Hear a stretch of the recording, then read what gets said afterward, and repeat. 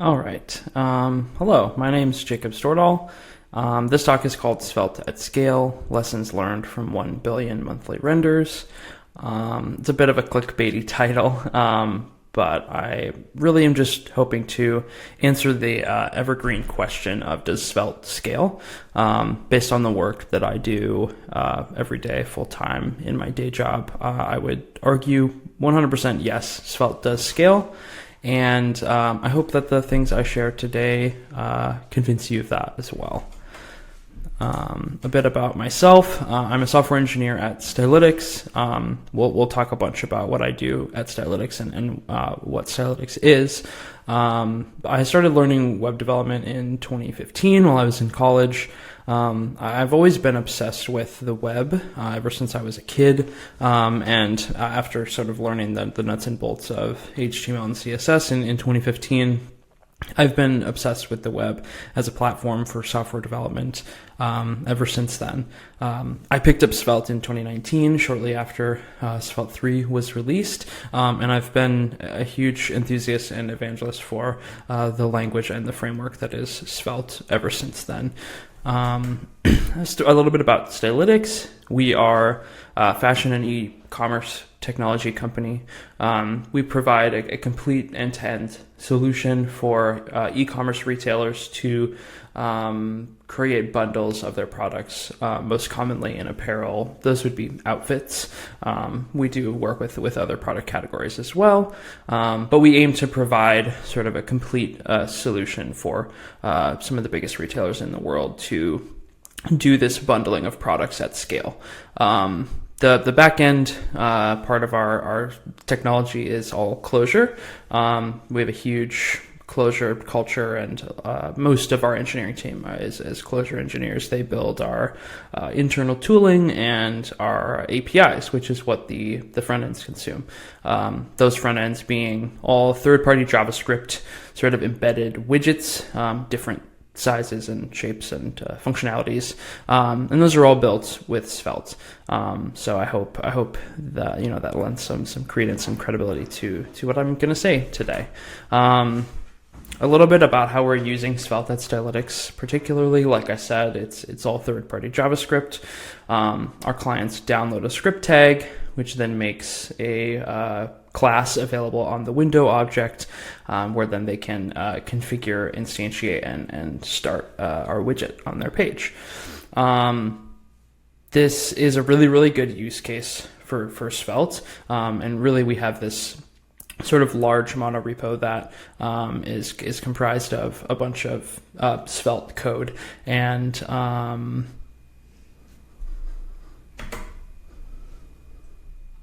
So what does scale mean for us?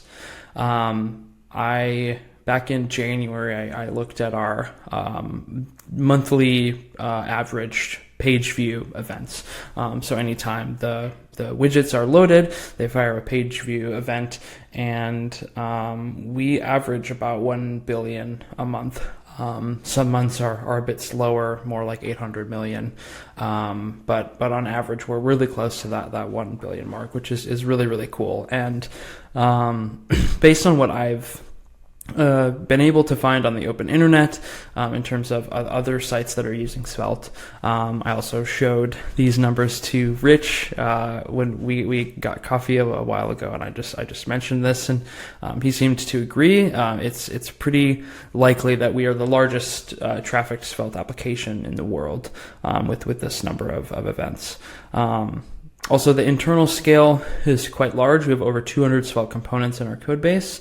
We build and distribute 7 products using those components, as well as obviously JavaScript code. And we have 4 main contributors. Our team is growing, so there will be even more. But there's lots of sort of engineering work happening in this code base day to day. So the main part of this talk is I want to share the sort of lessons that we've learned building this size of a Svelte application, shipping it to this many users every month.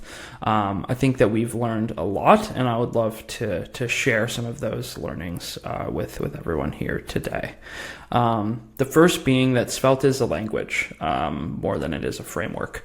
Certainly it is a framework in its own right, but I find that thinking of Svelte as its own language will drive you to build more clear and concise Svelte applications. There are lots of differences that Svelte has, even with HTML and JavaScript. There are some HTML and JavaScript patterns that are applicable in Svelte, but there are cases where those HTML and JavaScript patterns that are actually not the best way to do something in Svelte. And so I think it's imperative that if you're going to be working in a large Svelte code base, that you learn those patterns and you learn the nuances that come with Svelte as a language, in addition to being really, really solid on HTML and JavaScript.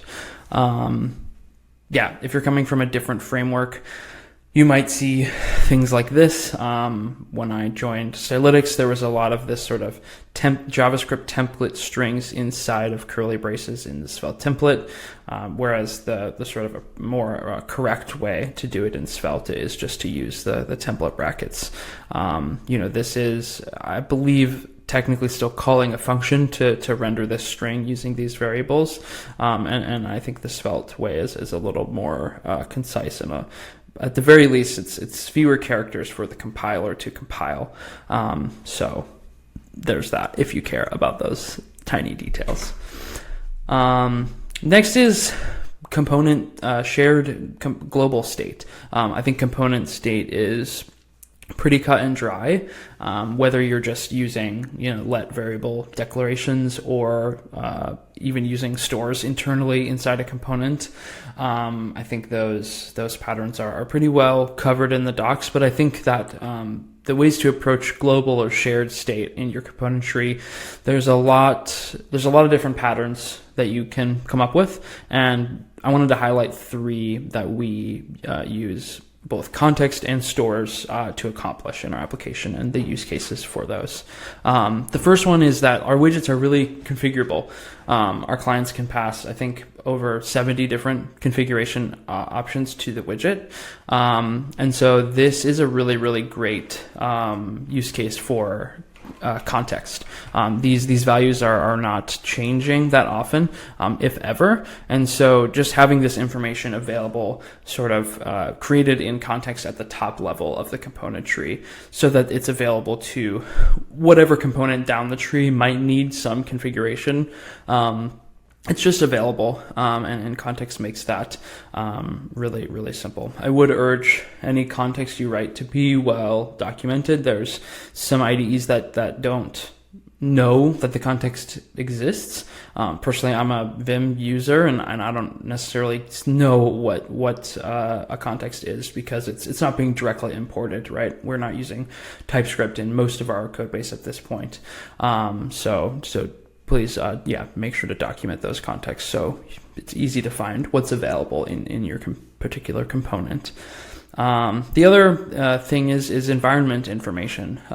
For most products, maybe the environment isn't as important, but because we're building third-party JavaScript, getting things like information about the browser and the user agent, the viewport, and sort of media settings, reducing motion, contrast settings, those sorts of things are all really great fits for context. Again, they're not changing often; they're more or less static. And so just like the configuration, just having those available in the context so that if a component needs it, it can just pull it in without having to, prop drill or deal with like importing ES modules or anything like that. It's a really great fit. Next is stores. You've probably used stores. They're kind of a really, really great feature of Svelte. And I wanted to highlight some of the ways that we use stores personally. There are obviously tons of different use cases for stores. These are just the kind of patterns that we've developed I wanted to share. First being building these tiny state machines for subsets of your application that are more or less isolated. I'll give an example. I can't show it because it's an unreleased product, but I built recently when you see an outfit, you can click on an item and it will open sort of like a modal in front of the outfit that shows the item you clicked on, and then you can carousel through the rest of those items. That whole modal is very self-contained, and so I used a store to create a tiny state machine that controls the state of that entire modal. And the cool thing about this is that, as my second point here, it makes it really simple to build stateful components that need to be sort of mutated or controlled from many different places within the component tree. Because this modal was completely derived its state from this store, I could import that store anywhere in the component tree that I wanted to activate the modal, and just update the store in place in a click handler or wherever I needed to. And so it made adding interactions with this modal across the application way simpler. And just being able to, if we were using TypeScript as well, having a type for that state machine would be incredibly helpful in the editor and make sort of interweaving these kinds of UIs together a lot simpler. And the other thing is really anything that's highly interactive or reactive, anything that is going to be updating frequently.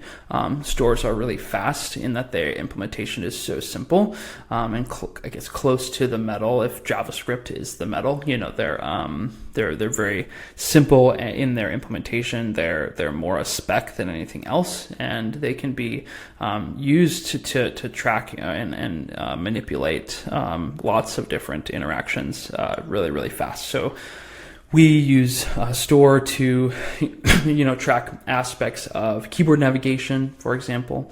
I will say that you should probably not deviate from what the platform advises in terms of keyboard navigation. Use native tab order and tab indexes and stuff like that. Our UI is a little outside of what the platform allows, and so we take on the responsibility of highly managing the keyboard navigation. If you don't know what you're doing, please don't do that. But we think that we do, and we have tested and QA'd this implementation heavily, and we believe that it's makes our product more accessible. And stores are a huge part of that. We're able to not only know, but also manipulate what is happening when a user interacts with their keyboard or a mouse or anything like that. And last, in terms of this global shared state, is a combination of the two. I think a pattern that I don't see probably as often as I would like, because it is really powerful, is passing stores into a context.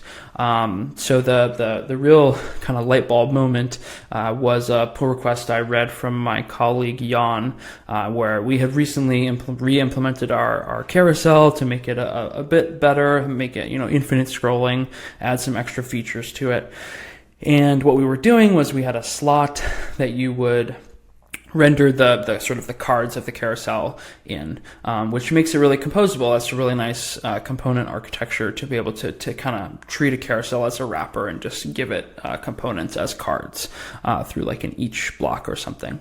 But we found that what we were doing was all of the sort of metadata about the carousel that we wanted the children to be knowledgeable of is through props, and it was really messy. It was really lots of children would also be used outside of the carousel, and so there was just lots of extra props or children not having props that they needed. And so what we did, what Jan did, which I really like, and we plan on implementing this pattern throughout the code base in different places, is creating a store that encapsulates that metadata. Even we have like callback functions we can call from within the carousel into a store, and then pass that to context so that it's available to any children of the carousel. And so all of the children get all that metadata, but we don't have to deal with prop drilling. It keeps the code a lot cleaner, a lot easier to understand. Again, if we were using TypeScript, we would write a type for that, and then you would have really good IDE sort of IntelliSense of what is available in this context that is in your component. If you haven't tried this pattern out, I really recommend it. It's especially if you're building any sort of component library or design system, this can be a really, really powerful full pattern to make your components more composable. Testing. For some context, we 5 months ago had very few unit tests and had a ton of end-to-end Cypress tests. Cypress is a great tool, but I think we were using it too much for too many things. It resulted in long build times for the tests to run in CI and locally. And so ultimately we have been making a migration to VTest and testing library. The combination of these tools, they're really great. They play really well together. And we've been able to write 300 plus tests with VTest and testing library in just 2 months. So it's a really, really quick workflow. I will say some caveats and things to look out for when testing. Complex components, like writing tests for them, can be equally as complex as the components themselves. If you're starting somewhere new, rather than like what we're doing is migrating, a lot of our components are like super complex, and that makes them way harder to test. There's lots of components that have no default value for props. There's lots of components that consume like a large number of contexts that also don't have default values in the component. And so you end up having to mock a ton of data for just testing something as simple as the component rendering in the DOM. And so if you're building something new, try to give your props default values, try to make it so that you don't have to mock the whole component essentially just to test some small part of it.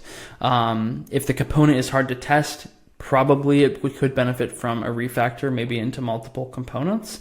I don't really subscribe to like really strict test-driven development at all, but I think when building Svelte components, especially that will be shared and consumed by an unknown number of applications or users, try to keep them simple, try to keep them easily testable, and refactor if it makes sense. Okay, got to zoom out a little bit to talk about actions. I think actions are really the unsung hero of Svelte. They provide a really powerful abstraction, especially in a large code base like ours. You can sort of package up your business logic, specifically logic that relates to the DOM directly, and create almost, like a logic component, if that makes sense. It creates sort of this functional programming model for DOM side effects is how I think of it. Others will probably disagree with that. But I have a little example of something that we're looking at using actions for to clean up our code base. I think this is a great example of what I'm talking about. We provide user engagement analytics for our clients, and so we track things like items that are clicked, items that are viewed, outfits that are interacted with in a number of ways. And so our previous approach was just to kind of copy paste some existing code into the component that needs to be tracked. And then apply it, like bind a variable to the HTML that needs to be tracked for a click or whatever, and pass those things to the tracking code. But this is essentially what actions do. We obviously get the node and the params. Params being the kicker, because this kind of keeps it really flexible in what you can do with an action. And so because these tracking events relate so closely to DOM, now we can just sort of package this thing up and create an action and sort of silo all of that business logic away into a place that is like a single source of truth and a very testable unit of code. So this is not really what we do. This is just a simplified version of what I'm talking about. We get a callback passed through params that we want to track the click. We can add the event listener for that. And now this item is tracked per se. Then we can also do things like intersection observers for visibility tracking. If an item is in the viewport, we want to send an event that says the user saw it. And so all of these different sort of logic can be encapsulated in this action and sort of packaged up for consumption throughout your application. Keeping the component code way cleaner, way easier to reason about, again, way more testable. So yeah, I highly recommend you lean into actions if you're in any sort of large scale code base. There's tons of different use cases for them, and they can keep your code clear and clean and way easier to maintain, especially for the person who is going to be maintaining it 2 years from now. Yeah, highly recommend this. Okay, takeaways. Svelte's DSL is deceptively flexible. These patterns that you can choose have reasons for choosing them and document them.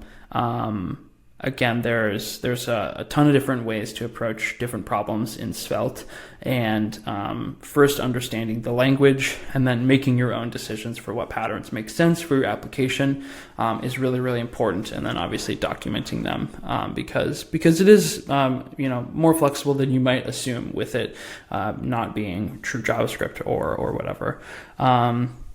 I think long term, obviously within reason to velocity, we don't want to jeopardize shipping a product because we're trying to plan for a feature that may not come. But try to think a reasonable amount in the future.